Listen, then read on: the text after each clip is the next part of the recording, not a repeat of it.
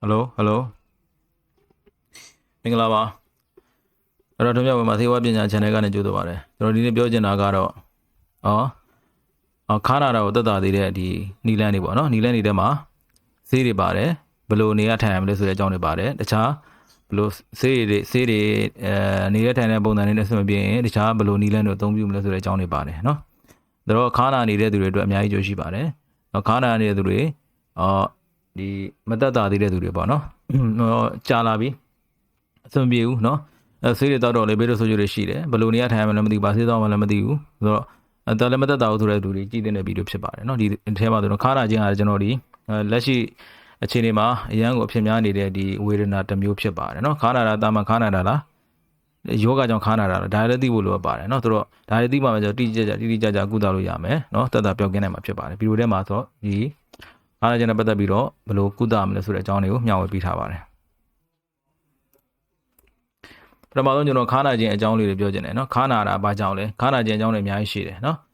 တာမန်ခါနာတဲ့အကြောင်းတွေရှိတယ်ယောဂကြောင့်ခါနာတာရှိတယ်เนาะအကိလို့ခေါ်တဲ့ဒီအချိန်တိုခါနာတာပေါ့เนาะတာမန်ခါနာတာပေါ့ဒီတပတ်3-4 ဘတ်3-4ဘတ်လောက်ခါနာတယ်ပြီးတော့တက်တာသွားတယ်ဒါပြဿနာမရှိဘူးဒါကတာမန်ခါနာတာဖြစ်တယ်เนาะကြာထိုင်လို့ပဲဖြစ်ဖြစ်เนาะလေးပင်မလိုက်လို့ပဲဖြစ်ခါနာသွားတာဖြစ်တယ်ပြီးရင်သူ့ဘာနဲ့တက်တာသွားတယ်ဗောလေဆေးလေးနဲ့တောက်တာရင်အနေထိုင်လေးနဲ့ဆင်ကျင်လိုက်တက်တာသွားပါနောက်တစ်ခုကကျွန်တော်နာတာရှိခါနာတာဖြစ်တယ် chronic disease လို့ခေါ်တယ်เนาะကျွန်တော်ဒီခရုတဲ့မှာရှိတဲ့ PNA လို့ခေါ်တဲ့ဒီခသစ်ပြားတွေကျွန်လိုပဲဖြစ်ဖြစ်เนาะ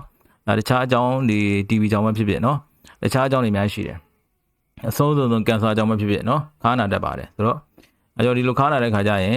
ဒီလိုနာတာရှိခါနာတယ်ဆိုရင်တော့3လထက်ကျော်လာတယ်ဆိုရင်တော့ကျွန်တော်ဆရာဝန်နဲ့တိုင်ပင်ဖို့လိုပါတယ်ယောဂရှာဖွေဖို့လိုရတယ်မှန်ကန်တဲ့ကုသမှုခံယူဖို့လိုပါတယ်ဒါမှပဲကျွန်တော်တက်တာပျောက်ကင်းနိုင်မှာဖြစ်ပါတယ်ဆိုတော့ကျွန်တော်ဒီဗီဒီယိုမှာတော့ဘယ်လိုကုသမလဲဆိုတဲ့အကြောင်းတွေကိုပြောပြပေးသွားမှာဖြစ်တယ်နော်ကုသမှုရွေးချယ်တဲ့နေရာမှာကုသတဲ့နည်းလမ်းတွေအများကြီးရှိပါတယ်နော်အဲ့ဒီမှာကျွန်တော်အသင့်တော်နည်းလမ်းတွေကိုကျွန်တော်ရွေးချယ်ပြီးတော့ကုသတာဖြစ်တယ်ကုသမှုတစ်မျိုးလေးနဲ့မရအောင်2မျိုး3မျိုး4မျိုးစသဖြင့်ပေါင်းပြီးတော့ကုသရတာတွေရှိပါတယ်နော်အဲ့တော့ကျွန်တော်လိုချင်တဲ့ခါနာတာကိုတက်တာသေးတဲ့ဒီ result ကိုရဖို့အတွက်နော်ကုသမှုနည်းလမ်းပေါင်းစုံနဲ့ကုသရတာဖြစ်ပါတယ်ဒီဗီဒီယိုထဲမှာတော့ကျွန်တော်ဘယ်လိုကုသလဲဆိုတော့ကုသနည်းလမ်းပေါင်းစုံကိုကျွန်တော်ပြပြပေးသွားမှာဖြစ်ပါတယ်နောက်ပထမဆုံးကျွန်တော်ဆေးရည်နဲ့ကုသမယ်နော်ဆေးရည်မှာဘာရှိဆို NSAID လို့ခေါ်တဲ့ကဲကဲပြောက်တွေရှိတယ် Master Relaxant လို့ခေါ်တဲ့ကြွက်သားကိုရော့နေတဲ့ဆေးတွေရှိတယ်နော်တဘာဝနီလန်းဆိုရင်ကျွန်တော်ဒီ exercise လုပ်တာတွေရှိတယ်ပြီးတော့ massage လုပ်တာနှိပ်နေတာတွေရှိတယ်နော်အခြားနီလန်းတွေဖြစ်တဲ့ကျွန်တော် physiotherapy နော်ဒီခန္ဓာကိုယ်စက်ပစ္စည်းတွေနဲ့ကုသတဲ့နီလန်းတွေရှိတယ် acupuncture လို့ခေါ်တဲ့ SI ကုသတဲ့နီလန်းတွေရှိပါတယ်ဒီနီလန်းတွေကတော့ကျွန်တော်ခါနာတာကိုသက်သာအောင်ပြုလုပ်ပေးတဲ့နီလန်းတွေဖြစ်ပါတယ်နော်ဒီထဲမှာကျွန်တော်တင့်တော်နီလန်းတွေကိုကိုယ်တွေရွေးချယ်ပြီးတော့အသုံးပြုရမှာဖြစ်ပါတယ်ပထမပြောချင်တာဆေးနဲ့ပတ်သက်ပြီးပြောချင်တာဖြစ်တယ်နော်ဆေးကကျွန်တော် OTC ဆေးလို့ခေါ်တယ် OTC ဆိုတာက over the counter medicine လို့ခေါ်တယ်ဆိုတော့ဆရာဝန်ညွှန်ကြားချက်မလို့တဲ့ဆေးတွေပါလေအဓိပ္ပာယ်ကဘာလဲဆိုတော့ဆရာဝန်ညွှန်ကြားချက်မလို့ဆိုတာအရန်ကြီးကိုစိုးရိမ်စရာမရှိဘူးပေါ့နော်ပြီးတော့ဘေးတော့ဆိုရနေတယ်ပေါ့နော်ဆိုတော့အဲ့ဒီသဘောမျိုးဖြစ်တယ်ဆိုတော့ပထမဆုံးကဘာလဲဆိုတော့ ibuprofen ကန်ခဲပြောက်ဆေးနော်ibuprofen ဖြစ်တဲ့ဆေး training နဲ့ adbay တို့ motrin တို့တခြားနာမည်တွေနဲ့အများကြီးလာနိုင်ပါတယ်နော်တော့ဘာလဲဆိုတော့ခါနာတာကိုလင်းလင်းမြန်မြန်တက်တာသေးတယ်နော်တောက်သုံးလေးကဆေးတစ်လုံးမှာ200များသောအားဖြင့်200 mg ပါတယ်တစ်နေ့ကို2ချိန်3မို့3ချိန်တောက်လို့ရတယ်များသောအားဖြင့်2ချိန်တောက်တာဖြစ်တယ်အဓိကပြဿနာဘာလဲဆိုတော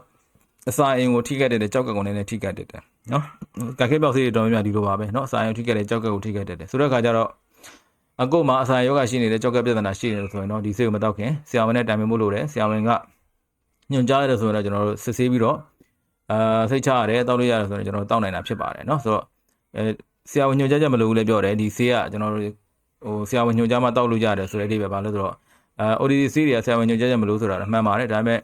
ကျွန်တော်ကိုယ့်ရဲ့အခြေအနေပေါ်လဲမူတည်သေးတယ်နော်ကိုယ်ကလည်းဆင်းလုံးကြောင်းကောင်းမွန်နေတယ်ဒီကြောက်ကလည်းကောင်းတဲ့ဆိုင်လည်းပြဿနာမရှိဘူးတောက်လို့ရတယ်ပြဿနာမရှိဘူးဒါတော့မှရေရှည်တောက်တဲ့အခါကျရင်ထိခိုက်နိုင်ခြေတွေအများကြီးရှိနိုင်ပါသေးတယ်နော်ဆိုတော့ကိုယ်မှာဒီလိုယောဂတွေရှိနေတယ်ဆိုရင်တော့ဒါကိုသတိထားဖို့လိုအပ်ပါတယ်နောက်တစ်ခုက naproxen ဖြစ်တယ် naproxen လည်းအတူတူပဲ ibuprofen လိုပဲကဲခဲပြောက်ဆေးအုပ်စုတွေမှာပါတဲ့ဆေးဖြစ်တယ်ဒါကကြတော့အချိန်ကြာတက်တာသေးတယ်ခါနာတာကိုအချိန်ကြာတက်တာသေးတယ်တောက်သုံးတဲ့နီးကကျတော့တစ်လုံး220 mg ပါတစ်နေ့ကို2ချိန်3မို့3ချိန်တောက်လို့ရတာဖြစ်တယ်ခါနာတက်တာသေးတဲ့ဆေးတွေဖြစ်ပါတယ်နောက်တစ်ခုကကျွန်တော် acetaminofen ဖြစ်တယ်ဒီဟိုကကျတော့ကျွန်တော် paracetamol နော် paracetamol တော့ပါတဲ့ဒီဆေး paracetamol နဲ့တူတဲ့ဆေးဖြစ်တယ်နော်အဓိကကျတော့အဖျားကိုတက်တာသေးတာဖြစ်တယ်နော်နာကျင်မှုလည်းအနေငယ်တက်တာသေးအားနေတင်ရှိတယ်နော်ဆိုတော့ဒီကို့မှာအစာရင်လည်းရှိနေတယ်ကြောက်ကယောဂလည်းရှိနေတယ်ဒီအခါလည်းနာနေတယ်ဒီ ကာကဲပြောသေးတယ်တောက်လို့မသိတော့ဘူးဆိုရင်ကျွန်တော်ပါရာစီတမောကိုတောက်မယ်ဆိုရင်တောက်လို့ရပါတယ်ဒါပေမဲ့အသေးရောဂါရှိလို့တော့မရဘူးအသေးရောဂါရှိတယ်ဆိုရင်တော့ပါရာစီတမောကိုမတောက်သင့်ပါဘူးဘာကြောင့်လဲဆိုတော့ပါရာစီတမောအသေးကိုအနေငယ်ထိခိုက်နိုင်ရှိလို့ဖြစ်ပါတယ်နော်အကောင်မအသေးရောဂါမရှိဘူးအသေးလေးကောင်းတယ်ဆိုတော့ဒီစီတမန်နိုဖန်ကိုတောက်လို့ရပါတယ်နောက်တစ်ခုကကျတော့ဆရာဝန်ညွှန်ကြားချက်လိုတဲ့ဆေးတွေ P1 လို့ခေါ်တဲ့ prescription only medicine ဖြစ်တယ်ဆရာဝန်ညွှန်ကြားမှာတောက်ရတဲ့ဆေးတွေဖြစ်တယ်အော်နည်းနည်းအနေငယ်သတိထားဖို့လိုတဲ့ဆေးတွေလို့ပြောလို့ရပါတယ်နော်ဘာလို့ meloxicam ဖြစ်တယ် meloxicam တော့ cell coxid တွေဖြစ်တယ်နော်ဒီဆေးတွေဖြစ်တယ်အပြီးတော့ ketorolac လို့ခေါ်တယ်နော်ဒီဆေးတွေထိုးသေးလည်းရှိတယ်တောက်ဆေးလည်းရှိပါတယ်ကျွန်တော်ဒီပြင်းထန်တဲ့နာကျင်မှုတွေတက်တာသေးတဲ့ဆေးတွေဖြစ်တယ်နောက်တစ်ခုကကျတော့ကျွန်တော် master relaxant တွေဖြစ်တယ်ကြွက်သားတွေကိုပျော့ပြောင်းနေတဲ့ဆေးတွေကြွက်သားတွေတင်းမာတာကိုရော့ကျသေးတဲ့ဆေးတွေဖြစ်တယ်နောက်ကြွက်သားတွေတင်းမာလည်းကျွန်တော်ခါနာတာကိုအဲ့ဒီခါကျကျွန်တော်ဘာလို့ဆိုတော့ဒီဆေးတွေက cyclobenzaprine, baclofen စတဲ့ဆေးတွေဖြစ်တယ်ထွေးနေကတော့နာမည်ပေါင်းစုံနဲ့လာနိုင်တယ်မြန်မာနိုင်ငံမှာတော့ Nogitet ဆိုတဲ့နိုင်ငံနဲ့ဆေးနာမည်တွေလည်းရှိပါတယ်နော်ဒီတော့ sojo side effect အနေနဲ့အိမ်ကြိုက်တာနည်းနည်းခေါင်းမူတာလေးနည်းနည်းတော့ဖြစ်နိုင်ရှိပါတယ်နော်လူတိုင်းတော့ဖြစ်မှာမဟုတ်ပါဘူးတချို့ကြတော့ဖြစ်နိုင်ရှိပါတယ်နောက်ဆေးတစ်မျိုးကျ opioid ဖြစ်ပါတယ်အရေးပေါ်အခြေအနေအတွက်တော့သုံးရတဲ့ဆေးဖြစ်တယ်ဘိန်းပါတဲ့ဆေးဖြစ်တယ် control drug ဖြစ်တယ်လွယ်ကူသုံးလို့မရဘူးဆေးရုံတွေမှာဆရာဝန်တွေကပဲသုံးဆွဲရတဲ့ဆေးတွေဖြစ်တယ်နော်သူကအရေးကြီးတဲ့ဆေးဖြစ်တဲ့အတွက်ဒီသုံးဆွဲမှုကန့်သက်ထားတယ်နော်3ရက်တစ်ပတ်တက်ကျွန်တော်တို့ပို့ပြီးတော့သုံးလို့မရဘူးဒါဆေးပိုင်းပြီးသွားတော့ကျွန်တော်သဘောဝနီလန်ပိုင်းကိုပြောချင်ပါတယ်သဘောနီလန်ဆိုတော့ massage therapy လို့ခေါ်တယ်နှိမ့်နေတာပါเนาะကျွန်တော်ကြွသားတွေနာအကျဉ်တောင်တင်းနေလို့ဆိုရင်နှိမ့်နေခြင်းအဖြစ်လဲပဲတော့ဒီခါနာတော့တတ်တာသေးတာဖြစ်တယ်နောက်တစ်ခုကကျွန်တော် aside ကိုဆုံးလို့ acupuncture ပါเนาะ aside ကိုတော့နဲ့ဒီကုသခြင်းအဖြစ်လဲကျွန်တော်ဒီကြွသားတွေတောင်တင်းနာခြင်းတော့တတ်တာသေးတယ်เนาะအောင်ကျော်တွေကောင်းမွန်သေးတာဖြစ်ပါတယ်เนาะလက်ရှိလည်းသုံးနေတဲ့နီလန်တွေဖြစ်ပါတယ်နောက်တစ်ခုကကျွန်တော် exercise လုပ်မယ် physiotherapy တွေလုပ်မယ်เนาะလေ့ကျင့်ခန်းတွေလုပ်မှာပါเนาะannualizing ကနေဖြစ်တဲ့ core strengthening exercise တွေလုပ်မယ်ပြီးတော့ကျွန်တော်ဒီလမ်းလျှောက်မယ်ပေါ့ဒါတွေလုပ်ခြင်းအဖြစ်လဲကျွန်တော်ဒီခါနာတာကိုကောင်းမွန်သောတက်တာတွေမှာဖြစ်ပါတယ်เนาะထိရောက်တဲ့လေ့ကျင့်ခန်းတွေလည်းဖြစ်ပါတယ်เนาะပုံမှန်လုပ်ဖို့လားလိုအပ်ပါတယ်အခုတော့ကျွန်တော်ရေခဲကတ်မယ်ဆိုရင်ရောင်ရမ်းမှုကိုရောကြသေးပါတယ်ပြီးတော့အပူ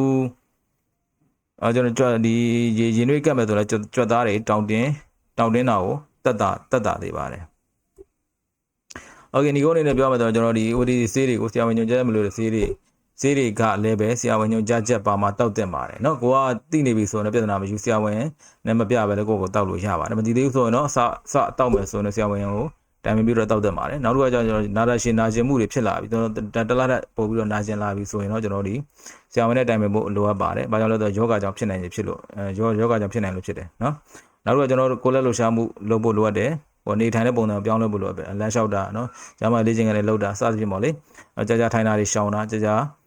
ကျွန်တော်ဒီအလေးပင်မတာတွေရှောင်တာစသဖြင့်ဒီကိုယ့်ရဲ့ lifestyle ပေါ့လေဒါတွေကျွန်တော်တို့ပြောင်းလဲဖို့လိုအပ်ပါတယ်เนาะဒါတွေပြောင်းလဲမယ်ဆိုရင်တော့ကျွန်တော်ဒီခါနာတာကိုတက်တာမှာဖြစ်ပါတယ်ဈေးတောက်မယ်ကျွန်တော်ဒီမှန်ကန်တဲ့တင်းတဲ့